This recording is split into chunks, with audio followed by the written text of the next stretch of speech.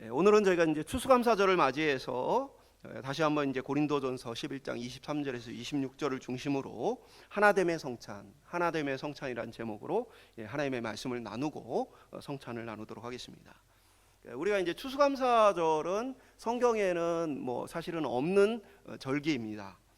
성경에 이제 추수감사절과 같이 추수에 대해서 감사하는 절기에 대해서는 뭐 맥추절이나 수상절 또는 뭐 초실절 같이 이렇게 이러한 절기들이 있습니다. 그러나 추수감사절, 오늘 우리가 지키는 요 날짜에 요 절기는 사실은 없어요. 우리가 이제 추수감사절을 지키는 것은 이제 한국 교회 초기에 와서 섬겨 주셨던 미국 선교사들의 영향이 큽니다. 미국에서 추수에 감사하면서 그들이 지켰던 추수감사절 절기를 지금 우리가 그대로 지키고 있는 것이죠. 그래서 이제 어떤 분들 중에서는 왜 이 성경의 절기로 구분되어지지 않은 때에 미국 선교사들이 지켜왔던 미국 교회의 추수감사절을 우리가 지키느냐라는 이제 의문을 갖는 분들이 계십니다.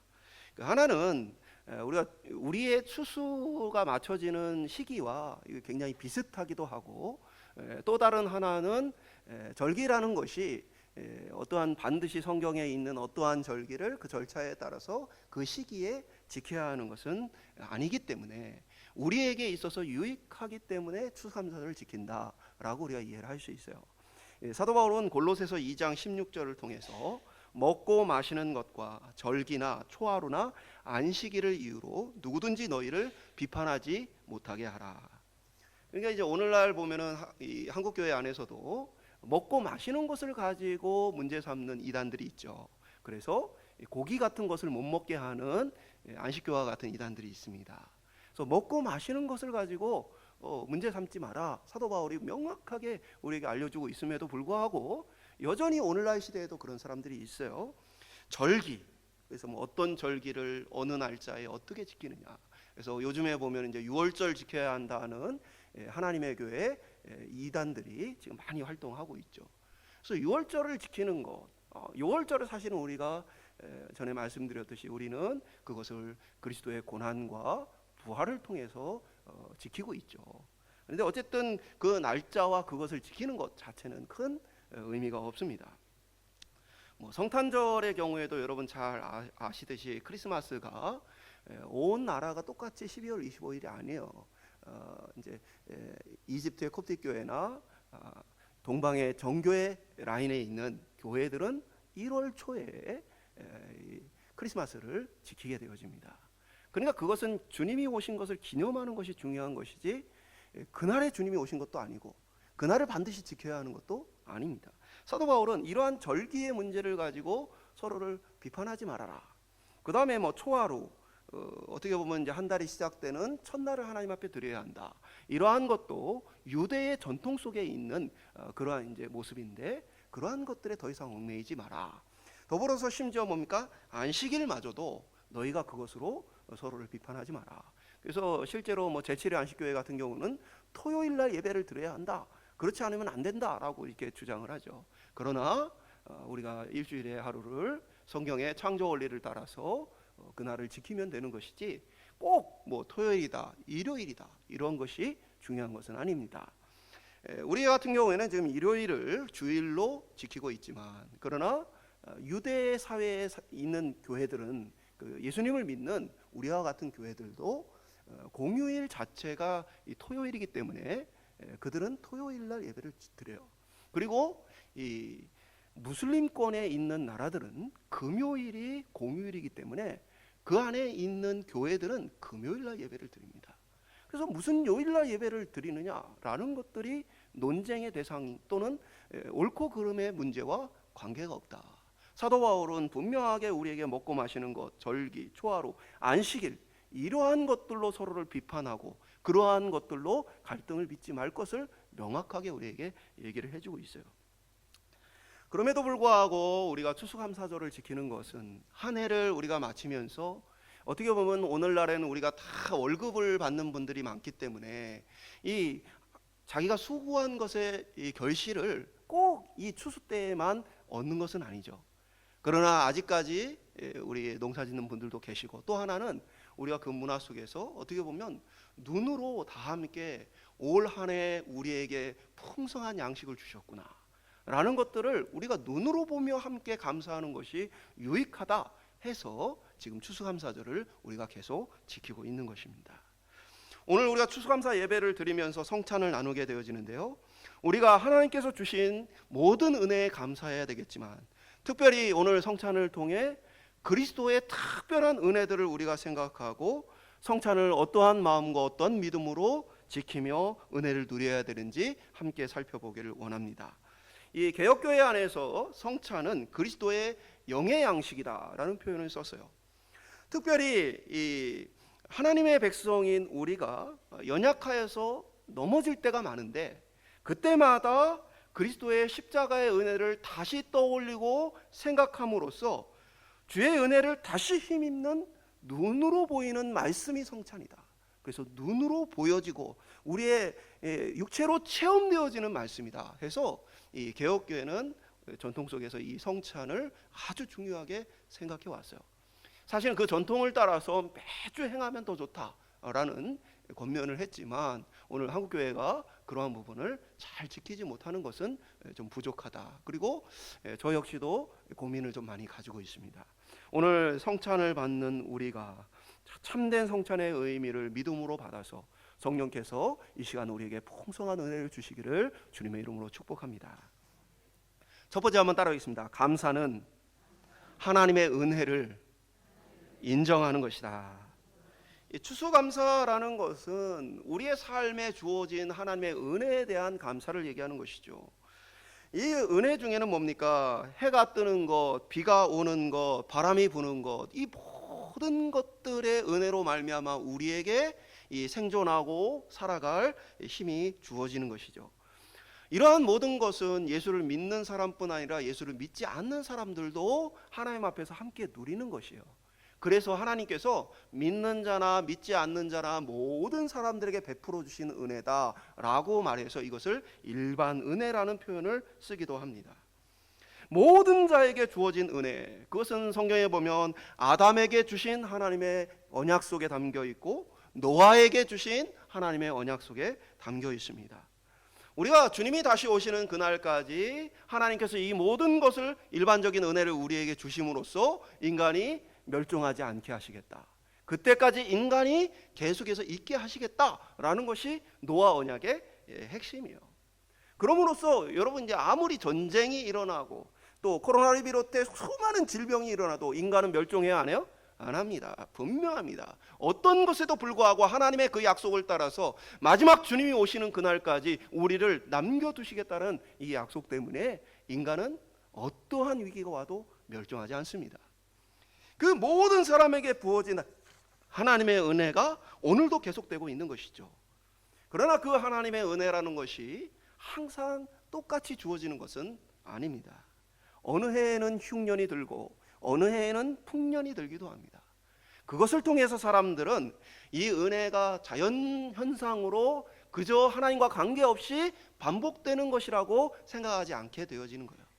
어느 때는 풍년이 되고 어느 때는 흉년이 되어지고 어느 때는 비가 너무 많이 오고 어느 때는 비가 너무 안 오고, 이러한 일들을 통해서 그 모든 것이 하나님의 통치 아래에 있구나, 하나님의 은혜 속에 있구나라는 것을 알게 되어진 거죠. 그래서 심지어 예수님을 믿지 않는 사람들 역시도 각각의 문화 속에서 자신들이 그러한 한계를 만나게 되어지면 자신들이 신을 찾아요.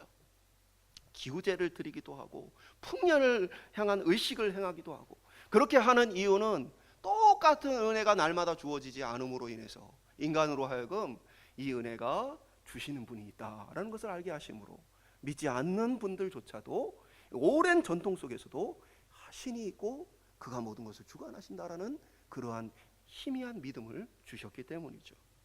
오늘 우리의 삶 역시도 매일 평안한 삶을 살게 되어진다면 우리는 인간에게 평안한 삶이란 당연한 것이야 라고 생각하고 하나님을 찾지 않게 되어질 거예요. 그러나 우리의 삶에 다양한 일들이 벌어집니다. 때로는 슬픈 일, 괴로운 일, 힘든 일도 벌어집니다.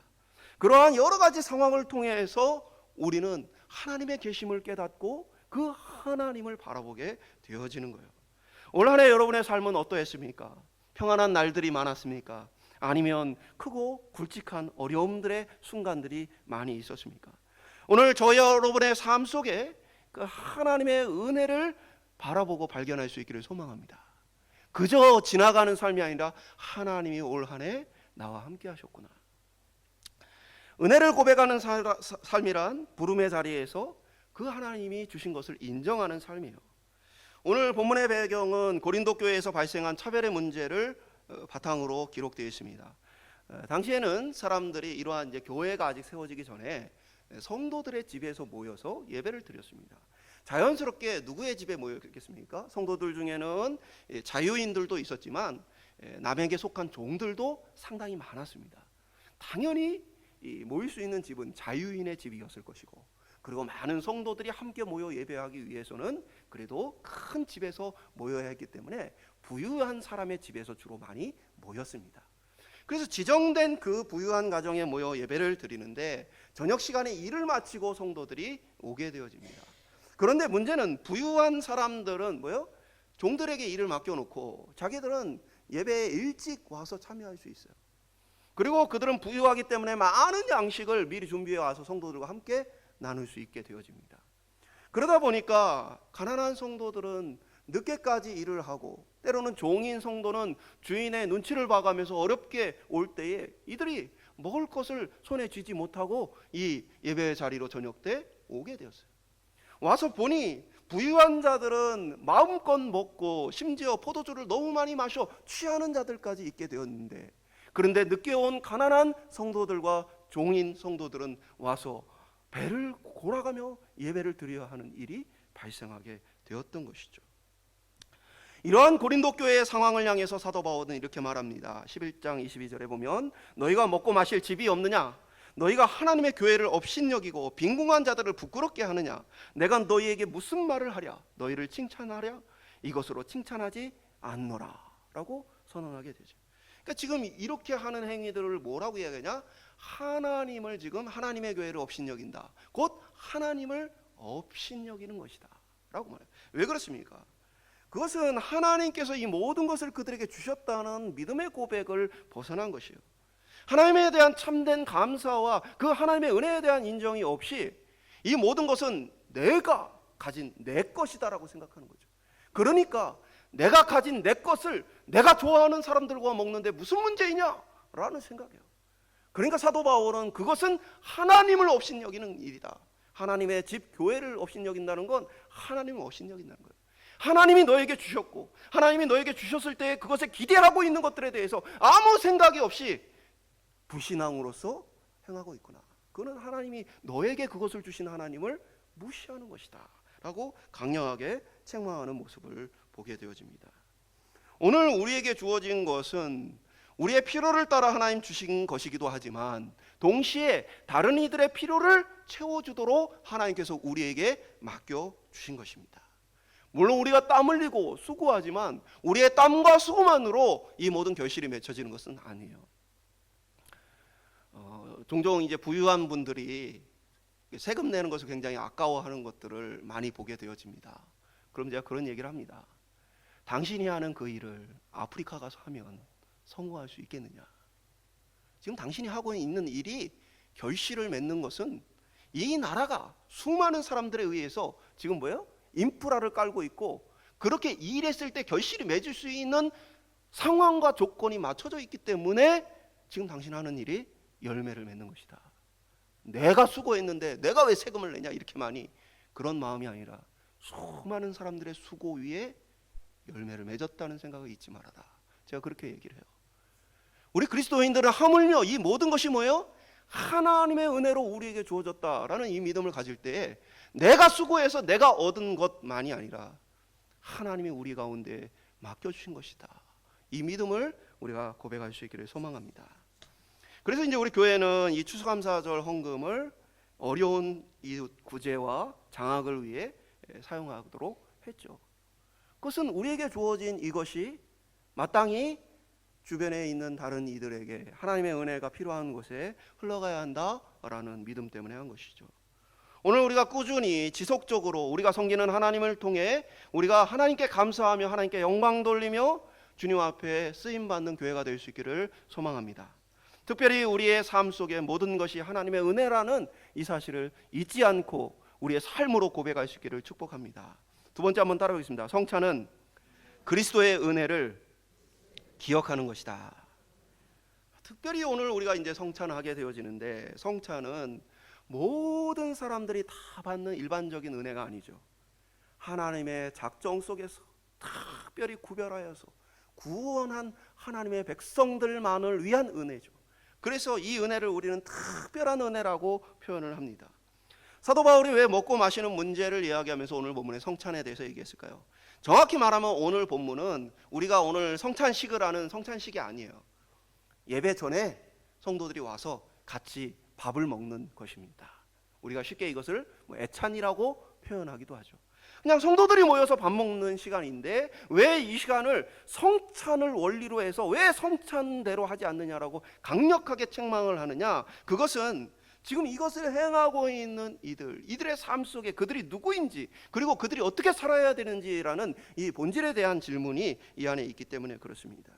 쉽게 얘기하면 예배 시간과 예배 전 시간을 서로 구분하지 말고, 주일과 주일이 아닌 날들을 구분하지 말고 하나님의 백성으로서 그들의 삶을 살아라, 하나님의 백성의 정체성을 가지고 살아라 라는 이야기를 하는 거예요. 그래서 성도들이 함께 모여 밥을 먹는 애찬이지만 그것이 성찬의 원리로서 그리스도 안에서 이루어져야 한다라는 부분을 사도 바울이 이야기하고 있는 것이죠. 사도 바울은 성찬에 대해서 얘기하면서 예수님의 십자가를 말합니다. 23절에 보면 내가 너희에게 전한 것은 주께 받은 것이니 곧 주 예수께서 잡히시던 밤에.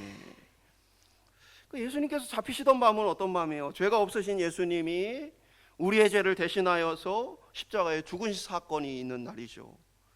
23절에서 25절에 보면 그날에, 이 잡히시는 날에 무슨 일을 하시느냐? 떡을 가지사 축사하고 떼어 이르시되 이것은 너희를 위하는 내 몸이니 이것을 행하여 나를 기념하라 하시고, 19회 또한 그와 같이 잔을 가지시고 이르시되 이 잔은 내 피로 세운 새 언약이니 이것을 행하여 마실 때마다 나를 기념하라. 예수님께서 이 성만찬을 행하시던 그날은 어떤 날이에요? 가룟 유다가 예수님을 배신하는 날입니다. 팔아먹는 날이죠. 그날은 또 어떤 날입니까? 제자들이 예수님과 함께 있다가 예수님이 붙잡히시는 그때에 다 뿔뿔이 도망가 버리는 날입니다. 그러니까 예수님에게 그날은 배신당하고 버림당하는 날이죠. 우리가 사기를 당하고 배신을 당하면 우리 자신에 대한 생각으로 가득합니다. 분노가 일어나고 실망감이 몰려옵니다. 그런데 예수님은 그날에 자기 자신에 대한 생각이 아니라 오직 우리를 구원하실 생각으로, 우리를 위해 죽으실 생각으로 이 성찬을 행하시며 가룟 유다에게 네 할 일을 이제 해라, 실망하거나 분노하지 않고 이제 이 죽음을, 우리를 위한 죽음을 맞이해야 되겠다, 주님은 우리에 대한 생각으로 그날 가득하셨던 것을 보게 되어지죠. 성만찬은 원래 유월절 만찬 자리이죠. 유대인들이 유월절 만찬을 하는 그날에 그들이 먹어야 할 것은 사실 유월절 어린 양이었어요. 어린 양을 잡고 그것을 온 가족들이 함께 먹고 그 피를 문설주에 바르는 그것을 기념하는 그날에 예수님께서는 유월절 만찬이 아니고 그걸 뭘로 바꾸셨어요? 성찬으로 바꾸신 거예요. 그날에 너희가 진짜 먹어야 할 것은 어린 양의 고기가 아니다. 너희가 진짜 먹어야 할 것은 십자가에서 찢어주는 나의 살과 피이다. 유월절 이 사건은 십자가에 너희를 위해 죽는 나의 죽음을 위해서 너희가 참으로 먹고 마셔야 할 것을 미리 가르쳐주기 위한 그림자이다라는 것들을 우리에게 분명하게 알려주시는 것이죠. 그럼에도 불구하고 오늘날 자꾸 유월절 지켜야 한다고 말하는 사람들은 예수님이 이렇게까지 보여주시는데도 깨닫지를 못하는 것이죠. 그래서 우리는 뭡니까? 유월절 만찬에, 유대인들이 지키는 유월절 만찬의 자리가 성찬의 자리로 바뀌게 되어진 것이에요. 그래서 교회가 교회마다 다 다르지만 특별히 부활절기를 즈음해서 성만찬을 꼭 하는 이유는 바로 주님의 이 가르침 때문인 것이죠. 그것을 새로운 언약을 위한 것이라고 예수님 우리에게 말씀해 주시는데, 새로운 언약은 뭡니까? 이전까지의 사람들이 착각하고 있던 것들은 내가 예수를 믿고 또 내가 신앙생활을 열심히 하고 오늘날 이런 생각처럼 유대인들도 우리가 율법을 잘 지키고 하나님의 뜻대로 행해야 한다라는 그러한 의식 속에 사로잡혀 있어요. 그러나 예수님은 그것이 아니고 참된 새 언약은 뭐냐면 예수님께서 우리를 위해 모든 것을 다 갚으셨다는 얘기예요. 십자가에서 예수님 마지막 하신 말씀이 뭡니까? 다 이루었다. 테텔레스타이. 이 얘기 뭐예요? 물건 사고 파는 사람들이 물건 값을 다 지불했다라는 의미예요. 내가 다 갚았다. 너희가 무언가를 더 열심히, 너희가 무언가를 더 잘 해야 하는 것이 아니라 내가 너희를 위해 이미 모든 것을 행했고 모든 것을 완전히 지불했다. 우리를 향한 구원의 약속을 우리에게 보여주시는 사건이 바로 이 십자가에서 보여주신 새 언약의 사건이죠. 오늘 저와 여러분이 성찬에 참여할 때, 예수님의 살과 피를 마실 때에 우리가 기억해야 할 것은 주님이 우리를 위해 살을 찢어주시고 자신의 피를 흘려주셨다. 그리고 그가 우리를 위해 모든 것을 행하셨다라는 이 사실을 기억하는 거예요. 왜 성찬이 영의 양식이냐? 왜 성찬이 눈에 보이는 말씀이냐?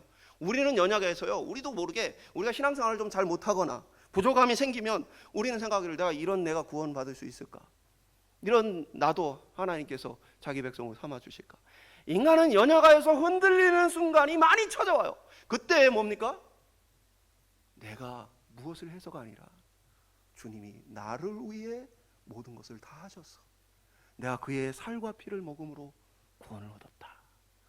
이 그리스도의 행하신 일을 다시 기억하며 우리로 하여금 믿음으로 일어날 수 있는 힘을 주는 것이 이 성찬의 참된 의미라는 거예요. 오늘 저와 여러분이 이 성찬에 참여하실 때 내가 뭘 해서가 아니라 주님이 나를 위해 모든 것을 하셨다. 담대함으로 이 성찬에 참여할 수 있기를 축복합니다. 마지막으로 따라하겠습니다. 성찬은 회복과 하나됨에 대한 약속이다. 이 성찬은 회복과 하나됨에 대한 하나님의 약속을 담고 있어요. 말씀드린 대로 고린도전서의 성찬에 대해서 말할 때 사실은 이제 성도 간의 차별에 대한 이야기를 하고 있죠. 부유한 자와 가난한 자들의 차별. 성찬은 우리가 그리스도와 하나 되었다, 연합되었다라는 것을 강조하는 그러한 이제 의식입니다. 그래서 예수님의 살이 내 속에 들어오고 예수님의 피가 내 속에 들어오므로 예수님과 내가 하나가 되었다. 예수님께서 이루신 구원의 역사가 이제 내 것이 되었다라는 부분을 담고 있어요. 그래서 1차적으로는 그리스도와의 연합을 나타내지만, 그러나 동시에 그리스도의 몸과 피를 함께 먹은 성도들이 그리스도 예수 안에서 하나다라는 부분을 보여주고 강조하고 있는 거예요. 그 말은 우리가 그리스도 안에서 하나로서 한 몸이고, 또 그렇기에 우리는 이것을 형제, 자매라는 표현을 사용하기도 합니다. 이 이야기는 우리가 서로를 그리스도 안에서 하나됨으로 또 형제, 자매로서 존중하고 사랑해야 한다라는 사실을 보여주고 있습니다. 오늘날 사회는 자꾸만 이 세상적인 것에 의해서 평가되어지고 그것에 의해서 자꾸 사람을 나누는 그런 모습을 보게 되어 있죠. 돈이 얼마나 많으냐에 따라 나누고, 권세가 얼마나 많으냐에 따라 나누고, 지식이 얼마나 많으냐에 따라 나누고, 수많은 어느 나라 출신인지 어디 지역 출신인지 이런 것들로 사람을 나누는 이러한 시대 속에서 이 성찬은 그 모든 것을 초월해 예수 그리스도 안에서 우리가 한 몸이다. 그래서 제가 항상 말씀드리죠. 한 몸으로 서로를 존중해라. 청년들에게 반말하지 말아라. 어렸을 때부터 봐왔어도 청년들을 보면서 반말하지 말아라. 그들에게 반말을 하면 그들을 벌써 낮추어서 대하게 되어 있어요. 우리의 말이 상대를 대하는 존중이 담겨 있어야 돼요. 그래서 누군가를 대할 때에 교회 안에 친밀한 분들과 소통하는 게 중요하지만 그분들에 대한 존중과 그리고 형제 자매로서 그리스도를 대함과 같은 마음이 내 삶의 태도 속에, 입술의 태도 속에 있는가, 우리는 좀 돌아봤으면 좋겠어요. 그래서 우리 교회가 젊은 분들 또 어린 분들도 소통하기가 좋은 그러한 깨어있는 교회가 됐으면 좋겠어요. 제가 이제 이번에 노예를 참여하게 되면서 참 은혜로운 것이 있어요.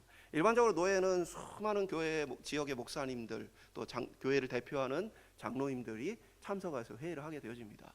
그러다 보니까 회의를 할 때에 발언을 하는 사람들은 사실 대부분 크고 힘 있는 교회 목사들 또는 선배가 되는 목사님들, 이런 분들이 발언을 하고 대부분은 사실 발언을 하지 않아요. 근데 이번 노예의 이제 목회자 담임 목사들 중에서도 시무 목사와 그리고 교회를 당회장으로 섬기는 목사가 있습니다.